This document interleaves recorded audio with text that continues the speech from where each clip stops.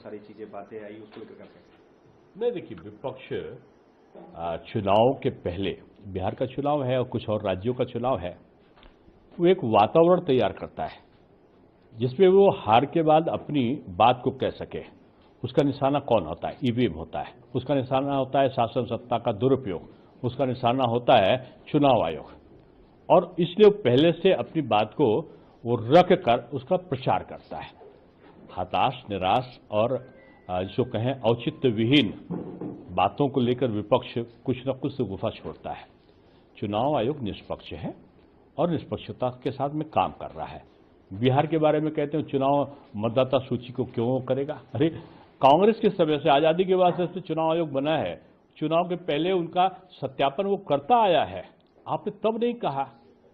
आज आप जान के इसलिए कर रहे हो कि आपको लगता है कि आप बिहार नहीं जीत पाओगे, आप कहीं और नहीं जीत पाओगे। तो आप, मैं समझता हूं कि विपक्ष बजाय मुद्दों के वो कृत्रिम रूप पे बातों को दुष्प्रचारित करके अफवाह फैलाने में ज्यादा विश्वास करता है। जयराम रमेश कह रहे हैं कि ये वोटबंदी, अब ये वोटबंदी है कि नहीं है, लेकिन कांग्रेस की बंदी सरकार कर चुकी है।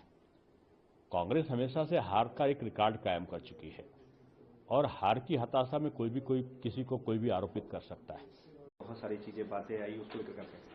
नहीं, देखिए, विपक्ष चुनाव के पहले, बिहार का चुनाव है और कुछ और राज्यों का चुनाव है, वो एक वातावरण तैयार करता है जिसमें वो हार के बाद अपनी बात को कह सके।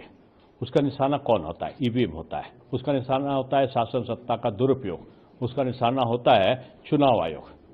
और इसलिए वो पहले से अपनी बात को वो रख कर उसका प्रचार करता है। हताश, निराश और जो कहें औचित्य विहीन बातों को लेकर विपक्ष कुछ न कुछ गुफा छोड़ता है। चुनाव आयोग निष्पक्ष है और निष्पक्षता के साथ में काम कर रहा है। बिहार के बारे में कहते हैं चुनाव मतदाता सूची को क्यों करेगा? अरे, कांग्रेस के समय से, आजादी के बाद से चुनाव आयोग बना है। चुनाव के पहले उनका सत्यापन वो करता आया है। आपने तब नहीं कहा।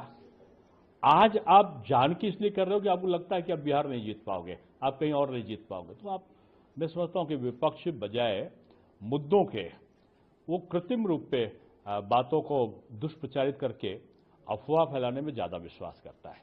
जयराम रमेश कह रहे हैं कि ये वोटबंदी, अब ये वोटबंदी है कि नहीं है, लेकिन कांग्रेस की बंदी सरकार कर चुकी है। कांग्रेस हमेशा से हार का एक रिकॉर्ड कायम कर चुकी है और हार की हताशा में कोई किसी को कोई भी आरोपित कर सकता है।